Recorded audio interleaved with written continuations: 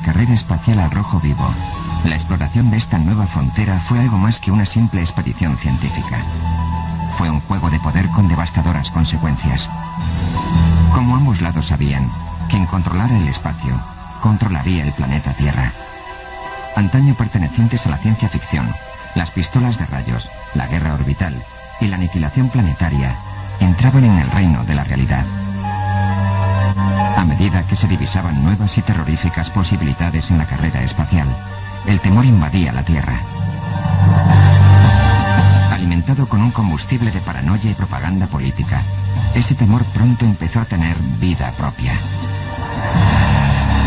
Y cuando no se ofrecía ninguna explicación oficial, el rumor, la especulación y la duplicidad campaban a sus anchas. Ahora, con la histórica apertura a Occidente de los archivos del espacio soviéticos, podemos desvelar algunas de las auténticas historias que se ocultan bajo los mitos y malentendidos que definen el espacio rojo, y adentrarnos aún más en el corazón de la paranoia. La era espacial soviética, mitos y errores.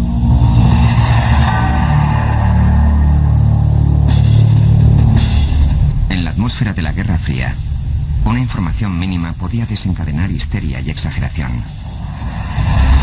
En manos equivocadas, tal paranoia podía tener devastadoras consecuencias.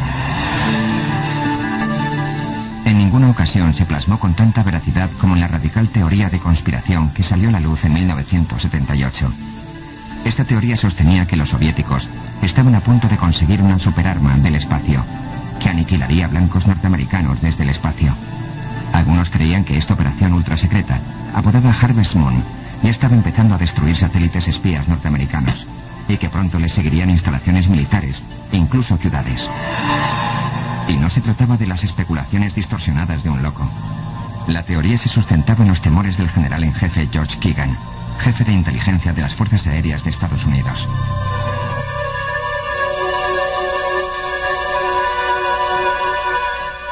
Lo que había alarmado tanto a Keegan era su sospecha de que en un recóndito lugar de Asia, los soviéticos habían perfeccionado una superarma. El arma, según afirmaba Keegan, era un rayo de partículas. Similar a un láser, las armas de rayos de partículas disparan partículas subatómicas como protones o electrones con una devastadora exactitud. Tal arma podía detectar un misil guiado o una aeronave y apuntar a la Tierra con una precisión quirúrgica. Cualquier nación que pusiera tales armas en la estratosfera podría dominar el mundo. La aseveración de Keegan de que los soviéticos estaban ganando esa carrera provocó una contagiosa paranoia. Según algunas fuentes, los soviéticos ya habían desplegado el dispositivo de rayos de partículas. El 26 de septiembre de 1977, Rusia lanzó el Intercosmos 17 en una supuesta misión de investigación. Pero unos informes sin confirmar afirmaban que tenía un objetivo militar más amenazante: destruir los satélites norteamericanos uno por uno.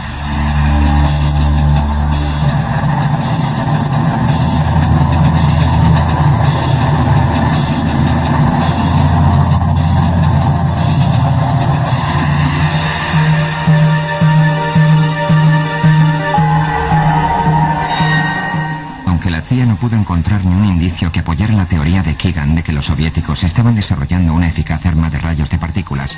El furor que esto creó llevó a la administración Carter a invertir ingentes sumas de dinero en una contraestrategia. Las bases estaban echadas para la Iniciativa de Defensa Estratégica, el programa de la Guerra de las Galaxias de Ronald Reagan. El mundo entraba en el juego político de la cuerda floja. La administración Reagan llegó con su retórica de que la Unión Soviética encarnaba el imperio del mal. Llegó con su guerra de las galaxias para proteger la patria norteamericana del poder de represalia soviético. Mucha retórica estridente.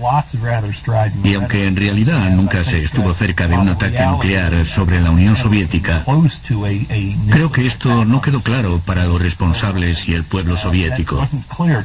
Existía un sentimiento de miedo.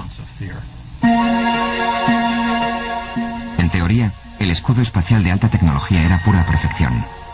En realidad, la Guerra de las Galaxias fue un fracaso.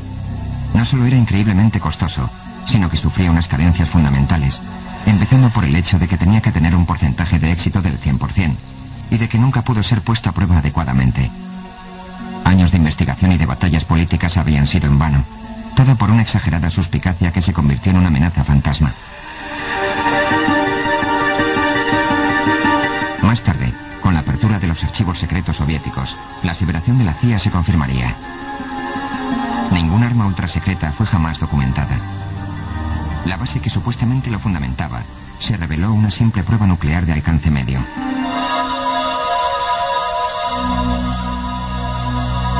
Que los soviéticos planearan atacar los satélites y las naves estadounidenses sigue siendo un perfecto misterio.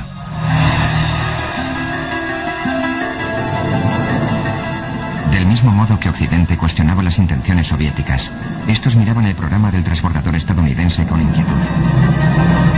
Ese temor no se producía solo en un sector de la sociedad, sino en el seno del liderazgo político y militar soviético. Los soviéticos estaban convencidos de que el transbordador era un instrumento para el Pentágono. Lo consideraban un arma antisatélite y una bomba orbital en potencia.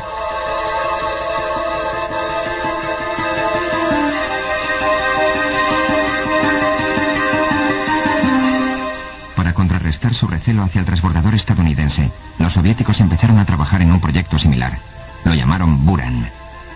Gleb Lozino-Lozinsky era el diseñador principal de la nave soviética. Claro que fue una respuesta a los norteamericanos. Nadie sabía lo que había dentro del transbordador. Quizá hubiese una potente bomba H, capaz de ser lanzada a cualquier punto de la Tierra. Por eso se tomó la decisión de producir un sistema rival.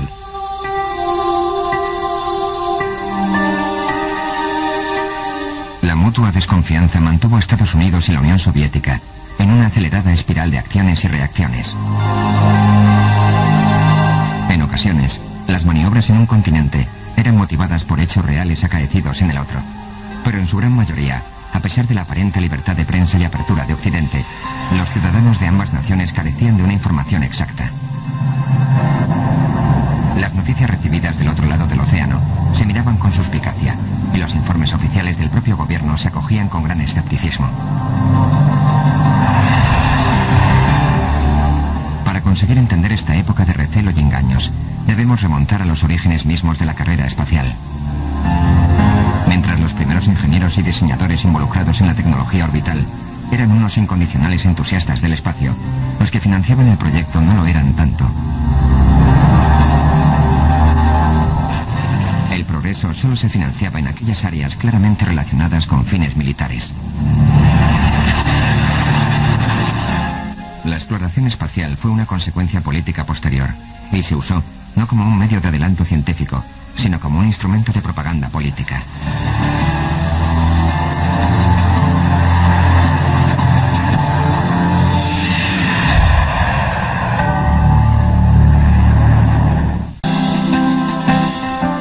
De septiembre de 1959, Washington recibe la visita de un invitado de alto rango de la Unión Soviética, el jefe de Estado Nikita Khrushchev. El número 1 comunista ponía el pie en el bastión del capitalismo. Para muchos norteamericanos recelosos, el viaje no podía ser propiciado por la buena voluntad. Pronto se hizo patente que Khrushchev estaba de hecho en una misión de propaganda. En su primer día de visita, entregó al presidente Eisenhower una copia de un medallón enviado a la Luna por un cohete soviético, un poderoso símbolo de la aparente superioridad de los soviéticos en los esfuerzos espaciales. Fue la primera de las numerosas muestras de Khrushchev de superioridad sobre los Estados Unidos, que se convertiría en su sello. Mientras algunos confiaban en él, muchos no lo hacían. Con suspicacia y a la defensiva, el vicepresidente Nixon reconocía los avances soviéticos. Puede que haya ámbitos en los que ustedes no superen, como por ejemplo el desarrollo de vuestros cohetes para la investigación del espacio exterior. Puede que haya ámbitos, por ejemplo, la televisión en color, donde nosotros les superamos. Pero no creía en la afirmación de Khrushchev de que era un hombre de paz, ni tampoco de que un medallón soviético hubiese sido enviado a la Luna. Como muchos norteamericanos de la época, Nixon consideraba que los soviéticos eran demasiado insolventes económicamente para poder seguir financiando la exploración espacial.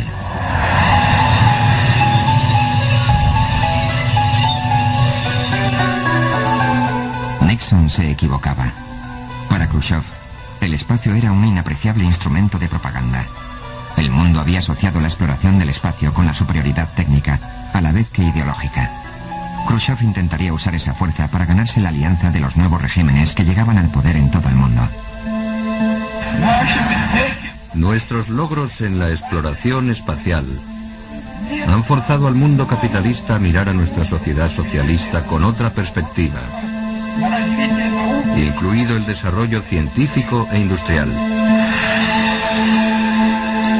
Los norteamericanos quedaban atrás en la carrera espacial, y este déficit estaba claramente presente en la mente de la gente durante los debates presidenciales de 1960. Somos los primeros en otras áreas de la ciencia, pero en el espacio no lo somos. Tenemos a un candidato a la presidencia, por ejemplo, el senador Kennedy, que no para de decir que Estados Unidos es segundo en el espacio. Y lo cierto es que el resultado espacial es hoy en día de 28-8. Tuvimos 28 lanzamientos exitosos, ellos solo 8. Creo que la Unión Soviética es la primera en el espacio. Puede que hayamos hecho más lanzamientos y todo eso, pero usted mismo le dijo a Khrushchev, puede que vayan adelantados en el lanzamiento de cohetes, pero les adelantamos en la televisión en color. Creo que la televisión en color no es tan importante como el lanzamiento de cohetes. La superioridad soviética en los lanzamientos al espacio provenía de una necesidad defensiva. Las bases militares estadounidenses rodeaban su país, poniéndolo al vulnerable alcance de sus bombas. Los soviéticos reaccionaron desarrollando unos cohetes más grandes, capaces de recorrer mayores distancias. Algún día serían capaces de utilizar esos cohetes para alcanzar el suelo norteamericano.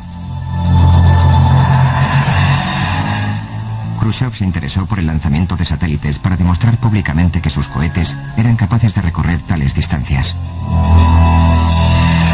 Pero tras el éxito del Sputnik, utilizó el programa espacial no solo como amenaza, sino como poderoso instrumento de propaganda, prueba de la superioridad del comunismo.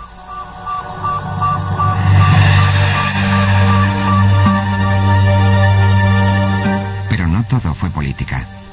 Aunque los líderes del mundo consideraran el espacio como la nueva frontera donde librar las próximas luchas de poder, otros lo veían como el terreno de nuevas exploraciones científicas. Se plantearon cuestiones prácticas sobre los efectos de la ingravidez y la radiación. También cuestiones filosóficas sobre si el hombre debía o no explorar los cielos. Para encontrar respuestas, la Unión Soviética y más tarde los Estados Unidos empezaron a enviar animales al espacio.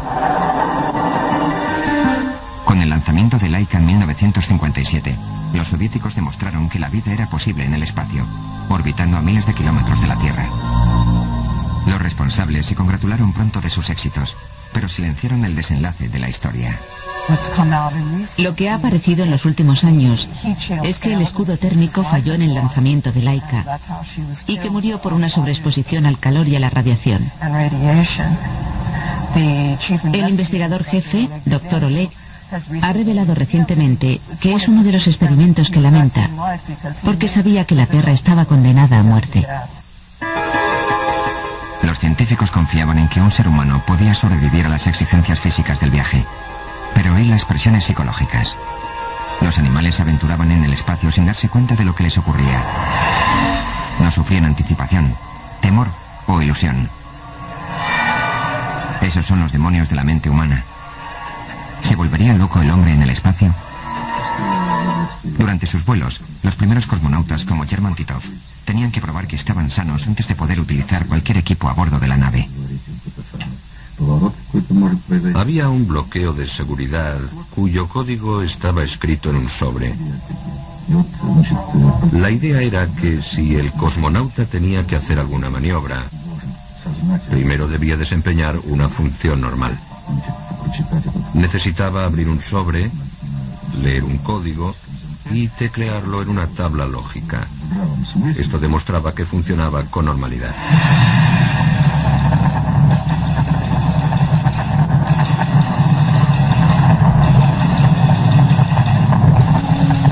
Gracias a un histórico lanzamiento sin precedentes, los soviéticos demostraron que el hombre no se volvía loco en el espacio. 1961, Rusia asestó su mayor golpe al sentimiento de superioridad de Estados Unidos, cuando Yuri Gagarin se convirtió en el primer hombre en el espacio. Aunque el vuelo solo duró 108 minutos, Gagarin se convirtió en un símbolo, en héroe de una nueva era. La máquina propagandística soviética lo anunció alto y claro para que el mundo entero lo oyera. Bienvenido seas, Yuri Gagarin, valiente cosmonauta. Gloria a ti en este día de triunfo.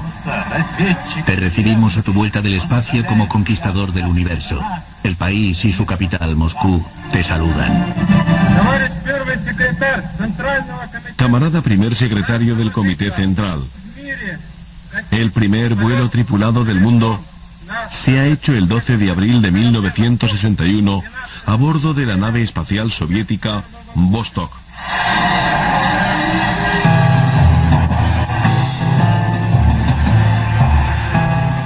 La misión de Gagarin se describió como perfecta, pero así son los mitos. Hoy día, los archivos soviéticos desvelan una historia mucho más humana y un vuelo que rozó la tragedia.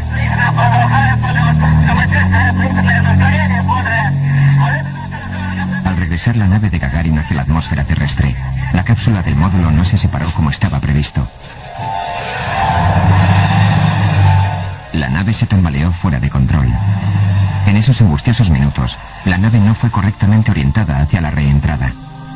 Si la cápsula del módulo no se separaba, el escudo térmico no funcionaría y Gagarin se enfrentaría a una horrible muerte. Gagarin se salvó al liberarse el módulo minutos antes de la reentrada. A pesar de haber transcurrido casi 40 años, un sistema de gobierno, algunos responsables rusos siguen reacios a mancillar esa imagen perfecta. En esa época, Boris Rauschenbusch era el segundo diseñador de los vuelos tripulados. En cuanto a los rumores, yo diría que partieron de los periodistas. En parte porque no lo entendieron. Por ejemplo, Gagarin dijo que antes del aterrizaje, la nave empezó a girar sobre sí misma. Y los periodistas pensaron que pasó algo terrible. Pero no pasó nada malo con la nave. No es la única controversia que rodeó ese primer vuelo. Todos los primeros vuelos de los Vostok carecían de un dispositivo básico. Los soviéticos no habían elaborado todavía la retrocombustión necesaria para suavizar el impacto del aterrizaje sobre la Tierra. Los cosmonautas tenían que lanzarse en paracaídas.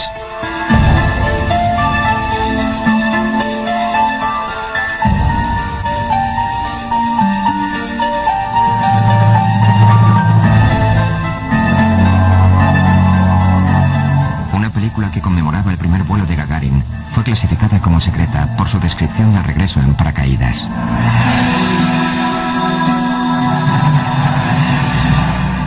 En un esfuerzo por mantener la apariencia de éxito, todos los problemas eran encubiertos. Los cohetes explosionaban sin un ápice de explicación.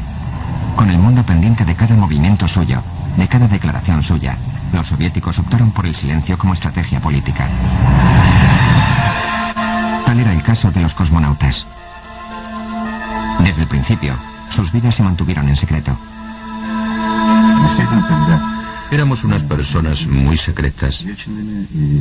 Incluso en Chalovsky, donde vivíamos al principio, antes de que la ciudad de las estrellas se construyera, nadie sabía quiénes eran esos jóvenes tenientes y capitanes.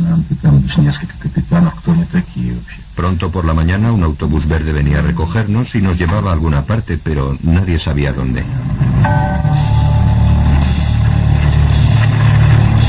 Esta discreción se volvería en contra de los soviéticos, fomentando un gran interés por los cosmonautas. Y cuando no se aportaban datos, los sustituían la especulación y el rumor.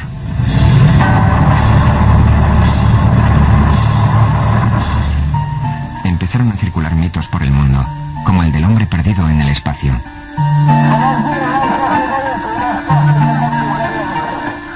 Unos radiooperadores aficionados captaron una supuesta señal de socorro.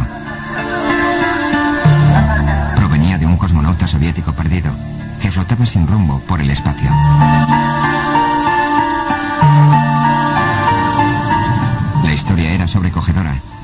fabricada, como la mayoría de los cuentos populares que circularon en aquel vacío informativo. La lista de cosmonautas supuestamente muertos se alargó. Historias de vuelos desastrosos, espantosos accidentes y cuerpos quemados sin identificar empezaron a alimentar las conversaciones. Aunque las historias carecían de hechos, los detalles inexplicados alimentaban la imaginación de la gente. Una de las anécdotas más persistentes fue la de un piloto de prueba ruso llamado Vladimir Ilyushin. En 1960 recibió la más alta condecoración, Héroe de la Unión Soviética. Provenía del más alto rango. Su padre, Sergei Ilyushin, era un gran diseñador de aeronaves y viceministro en el Soviet Supremo.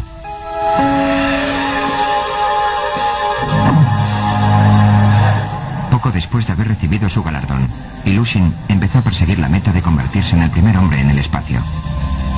Aunque era una última incorporación en las filas de los cosmonautas, su estatuto como mejor piloto de pruebas de su país y la posición de su familia lo colocó en cabeza de la lista. El viernes 7 de abril de 1961, Vladimir Ilyushin era lanzado al espacio. Aunque el lanzamiento fue perfecto, Ilyushin se desmayó durante su tercera órbita, siendo por tanto incapaz de llevar a cabo la necesaria eyección en paracaídas entre 10 y 20.000 pies. Soportó el duro aterrizaje sin el beneficio de los retrocohetes. Ilyushin llegó más muerto que vivo y demasiado afectado para poder soportar una celebración oficial. La especulación internacional no fue contestada. El escepticismo aumentó cuando el gobierno soviético anunció que Ilyushin había sufrido un accidente de coche. El lanzamiento de Gagarin 5 días más tarde hizo que el mundo se olvidara de la controversia acerca de Ilyushin y se paralizó su búsqueda de la verdad. Pero algunas fuentes afirman que este encubrimiento persiste y que Vladimir Ilyushin fue forzado al silencio para no mancillar la reputación espacial soviética. El general Ilyushin negó haber formado parte del grupo de cosmonautas. Declaró que el lanzamiento era la última prueba antes del vuelo tripulado y que el cosmonauta herido era Iván, un maniquí utilizado en estas últimas pruebas. Mientras los cosmonautas eran envueltos en un manto de misterio en su país, para los observadores occidentales simple y llanamente desaparecían. En lugar de admitir que algunos de sus astronautas no superaban el programa, los soviéticos simplemente eliminaban cualquier indicio acerca de ellos.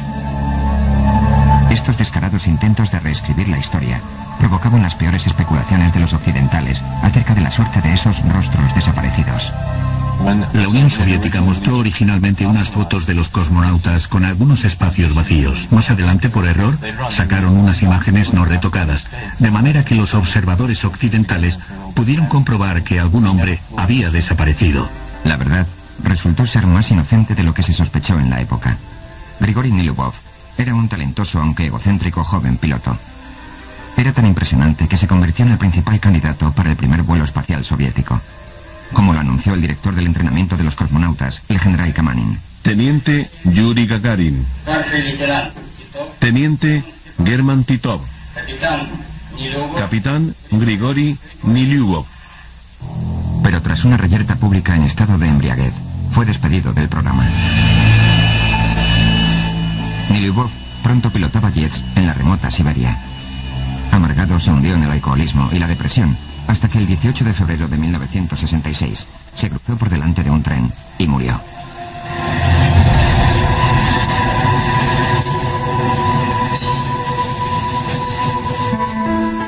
Este escandaloso despido no convenía a la imagen de un cosmonauta, de modo que Nilubov y sus compañeros simplemente fueron borrados del programa y de todas las fotografías oficiales.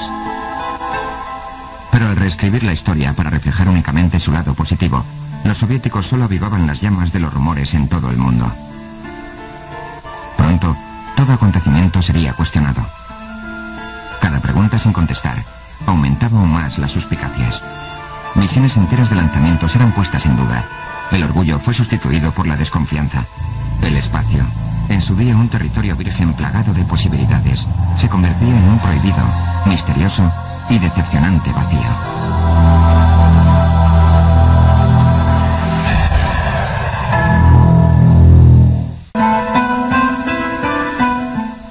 En los años 60, Con el espacio rojo en plena expansión, el mundo se fijó nuevas metas de exploración. Los científicos centraron sus energías en ir más allá de lo que jamás se hubiera imaginado pocos años antes. La bola estaba en marcha, pero al empezar a rodar, provocó una avalancha de frenética especulación. El 25 de mayo de 1961, el presidente Kennedy hizo un apasionado llamamiento para que Estados Unidos se comprometiera a enviar a un hombre a la Luna antes del final de la década. Ha llegado el momento de ir más allá. El momento de una gran y nueva iniciativa de Estados Unidos. El momento para esta nación de desempeñar un claro papel dominante en el desarrollo espacial, del que puede depender nuestro futuro sobre la Tierra. Cuando Kennedy propuso Apolo, seguía queriendo colaborar en lugar de competir. Propuso Apolo el 25 de mayo de 1961 y menos de una semana más tarde, en su primera reunión con Khrushchev, le propuso una cooperación. Como lo recuerda su hijo, a Khrushchev no le interesaba trabajar con Occidente. Lo rechazó. Pero luego, 2 años más tarde, el presidente Kennedy reanudó su propuesta. Y en esa época recuerdo que mi padre me dijo, seguramente tendremos que aceptar su oferta. Pero nuestra conversación tuvo lugar unas 2 semanas antes del asesinato del presidente Kennedy. Y cuando lo mataron, los americanos nunca volvieron sobre el tema, de modo que nunca se llevó a cabo. En su lugar, norteamericanos y soviéticos siguieron compitiendo y alimentando rumores. Hermann Titov se convirtió en el segundo hombre en el espacio a bordo del Vostok, el 2 de agosto de 1961. Permaneció en el espacio durante casi 24 horas. Durante el vuelo, sufrió el mal del espacio. Quizá esto originara los rumores que empezaron a correr por toda Rusia. Titov, decían, estaba acercándose rápidamente a una muerte horrible. Justo después del vuelo se rumoreó que yo había sido expuesto a una grave radiación, que me había quedado ciego, calvo, que mi mujer me había dejado y muchos otros mitos. Algunas historias eran hasta divertidas. Mi suegro regresó de Ucrania y me dijo, ¿puedes creerlo? Nuestra vecina estaba en la playa y había coincidido con algunos cosmonautas. Jugaban al waterpolo en la piscina y ella me dijo que todos eran unos chicos valientes y sanos, excepto Titov, que estaba flaco y amarillento. Más tarde, cuando nació mi primera hija y luego la segunda, se empezó a hablar menos de mi enfermedad. Titov había dicho la verdad acerca de su mal del espacio. Los otros cosmonautas vieron que una franca revelación no era necesariamente la mejor opción. Valentina Tereskova estaba entre ellos. Cuando acabó la misión de Titov, hubo largas deliberaciones. Ella ya estaba en el equipo de los cosmonautas, así que lo escuchó todo y sacó sus propias conclusiones. Cuando Tereskova experimentó el mal del espacio, no dijo nada. Consciente seguramente de que esto no encajaba con el modelo soviético del regreso del héroe. Esto solo sería una de las numerosas ideas falsas que rodearon la misión de la primera mujer en el espacio. Ha habido rumores, especialmente en Occidente, de que estas misiones de propaganda, sobre todo la misión de Tereskova, nacieron de la mente de Khrushchev. La principal fuerza motora de todo esto era el propio Karayov, que incluso tenía acceso directo a Khrushchev. Por eso, cuando Karayov se convirtió en el agente secreto más famoso y conocido, quiso explorar cada vez más. Los diseñadores espaciales proponen las ideas. Luego tienen que vender esas ideas a los militares y a los responsables políticos. El desafortunado lanzamiento del Soyuz 1 es uno de esos ejemplos. No sé quién lo defendió, pero yo personalmente me opuse a ese vuelo. Rompieron una regla inquebrantable. Ningún vuelo tripulado, antes de haber hecho una prueba con éxito, sin tripulación. Cuando el Soyuz 1 acabó con la muerte del cosmonauta Vladimir Komarov en abril de 1967, la nación perdió una popular figura.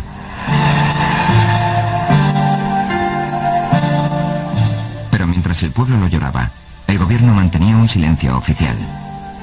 Intentando encontrar un sentido a su pérdida, la gente llenó los espacios vacíos.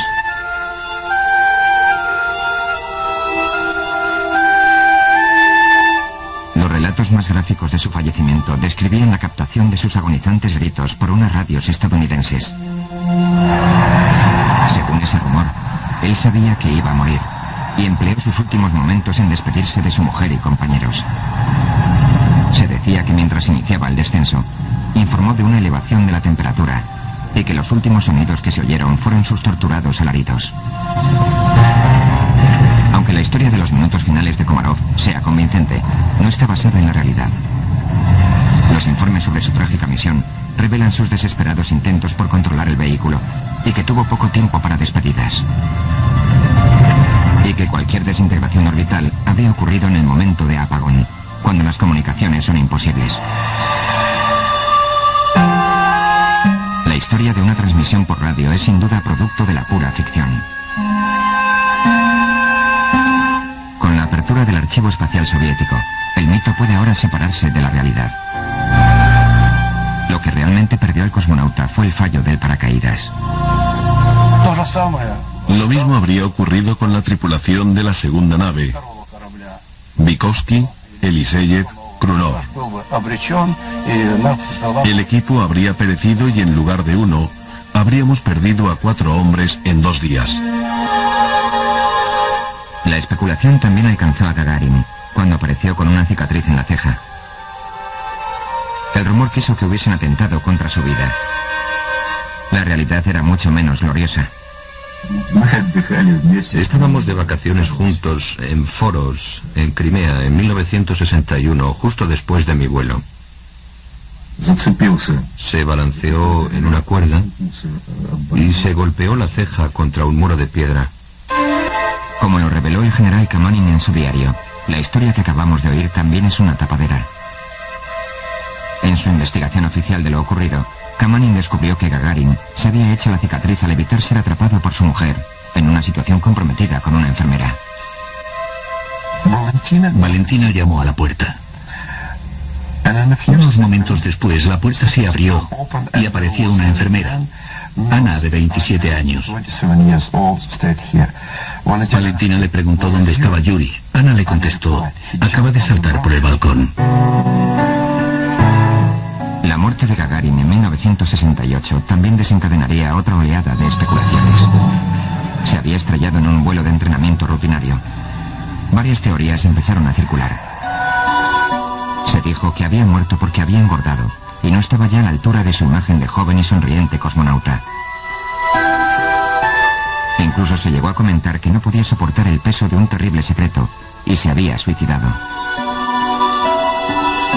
Los rumores sobre la muerte de Gagarin persistieron hasta que las autoridades soviéticas finalmente abrieron los archivos de la investigación oficial en 1987. Sergei Belotserkovsky dirigía la encuesta. Y ahí, con unas malas condiciones atmosféricas y la brusca aparición de otro avión, tuvieron que hacer unas maniobras de rotación para esquivarlo y entraron en Barrena. Como les habían dado una información incorrecta sobre la baja capa de nubes, pensaron que estaban lo bastante alto. Hoy podemos afirmar con rotundidad que lo que hicieron en esos últimos minutos trágicos de vuelo, lo hicieron con total competencia y buen juicio. Los soviéticos mantuvieron oculta la auténtica historia durante décadas. Sabían cuándo quedarse mudos, pero también sabían cuándo pregonar sus propias victorias.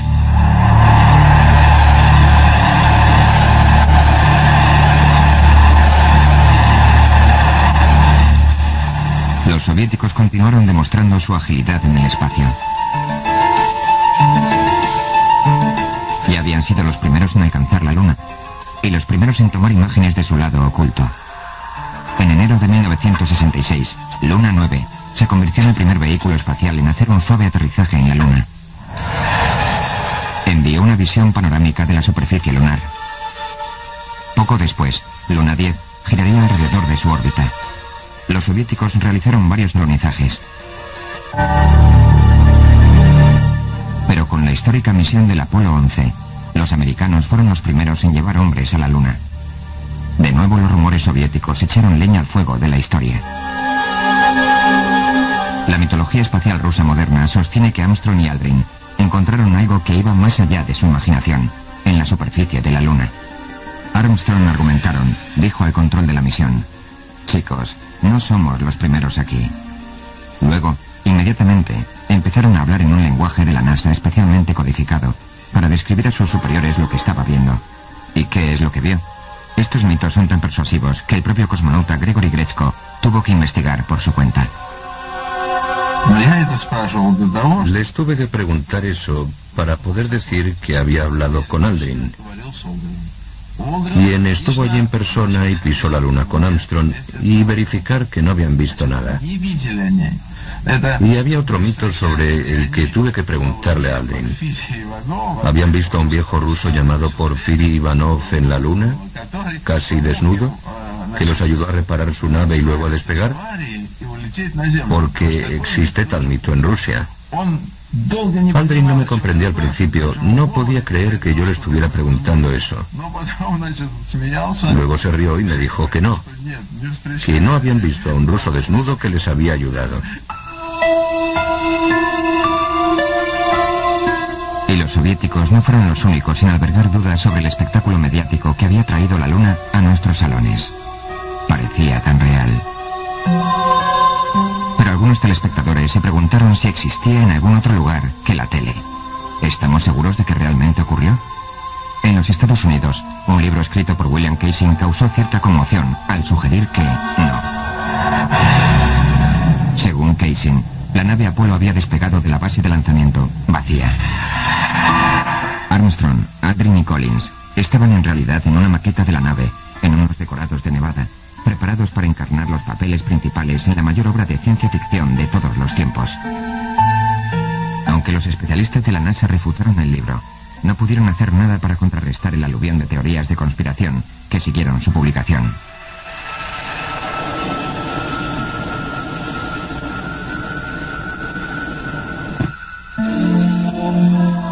Se cree que únicamente los astronautas norteamericanos han pisado la Luna.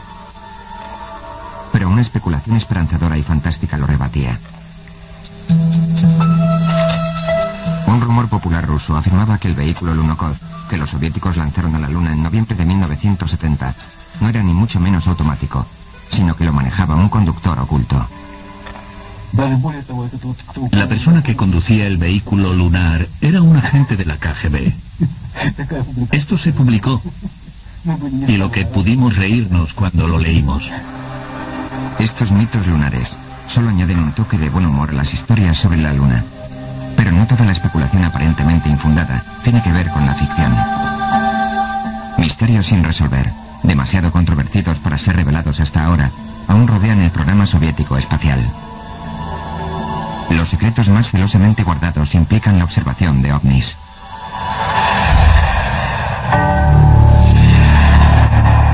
Al explorar la gran inmensidad, la humanidad siempre se ha preguntado: ¿estamos solos? ¿Surcamos el espacio en solitario? ¿O compartimos las galaxias con naves espaciales de otros mundos? Las preguntas no tienen una clara respuesta, pero la indagación engendró un culto de seguidores, especialmente en los albores de la carrera espacial. La Unión Soviética consiguió explotar esta fascinación por los ovnis en ventaja suya, ocultando sus secretos tras el tumulto de los avistamientos extraplanetarios. La mayor ola de actividad ovni en la historia soviética tuvo lugar en 1967. Algunas fuentes afirman que fue una serie de pruebas armamentísticas secretas soviéticas, donde cabezas termonucleares falsas fueron lanzadas en órbita.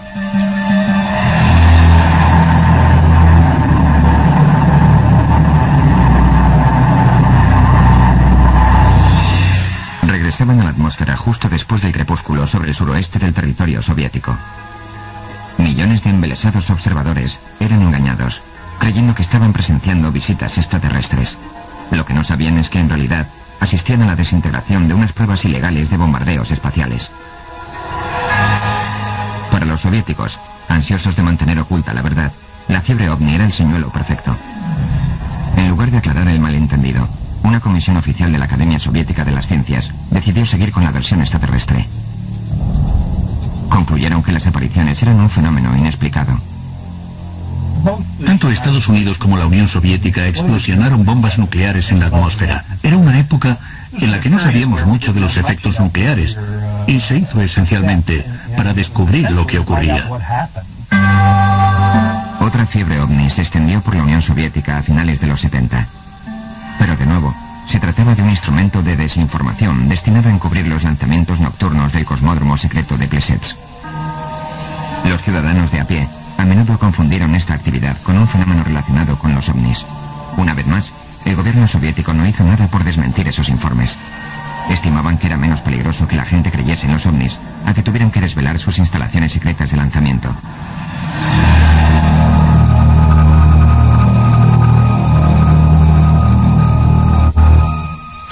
Incluso hay quien piensa en Rusia que durante décadas ha habido numerosos encuentros entre ovnis y naves espaciales soviéticas. En una entrevista reciente, el profesor Vladimir Burdakov declaró que en 1947 el ingeniero jefe de los lanzamientos soviéticos, Sergei Korolev, fue instado por Stalin a examinar los informes clasificados de apariciones de ovnis. Las sospechas de Stalin se fundaban en la similitud entre los efectos de Hiroshima y una inexplicable explosión en la lejana Siberia. El 30 de junio de 1908, poco después de las 7 de la mañana, un objeto cilíndrico que despedía una luz cegadora y una estela llameante fue detectado en el cielo matutino.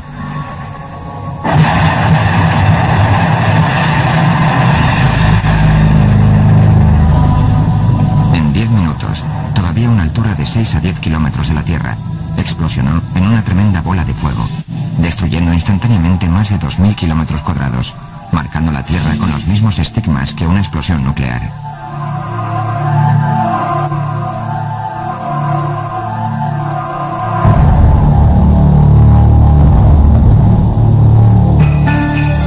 Korolev envió una expedición al lugar del estallido, en la fría y desolada Siberia central. Ese equipo de científicos concluyó que los misteriosos daños eran probablemente causados por la explosión de un aparato extraterrestre. La especulación sobre otros ovnis persiste hasta hoy. Mientras estaban a bordo de la estación espacial Salyut, los cosmonautas Klimuk y Sebastianov informaron de un objeto en forma de disco plateado. Conectaron con el mando central, preguntando si podía tratarse de norteamericanos. Les contestaron que no. Pero el platillo no se desvaneció en el espacio. Le siguió, quizá bajo presión, o quizá intentando convencerse a sí mismo. Klimuk cambió más tarde la historia diciendo que se trataba de un contenedor de basura que habían soltado el día anterior. Más recientemente, otros cosmonautas en la mira afirmaron ver luces que no podían identificar. Esas luces fueron más tarde achacadas al vehículo de carga Progress, aunque la razón por la que el control de la misión no disponía de esa información en el momento del incidente sigue siendo un misterio.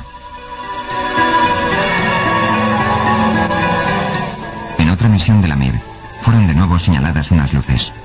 Ninguna explicación oficial de este fenómeno fue nunca ofrecida. ¿Son estas visiones ovnis o solo un fenómeno inexplicable del espacio? Unas revelaciones más honestas podrían ayudar a calmar las suspicacias.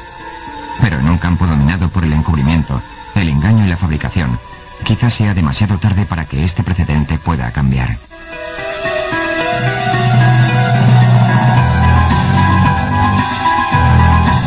La conveniencia política dio ímpetu y urgencia al programa espacial soviético. Durante décadas, la propaganda mantuvo sus verdades atrapadas en un manto de ilusión.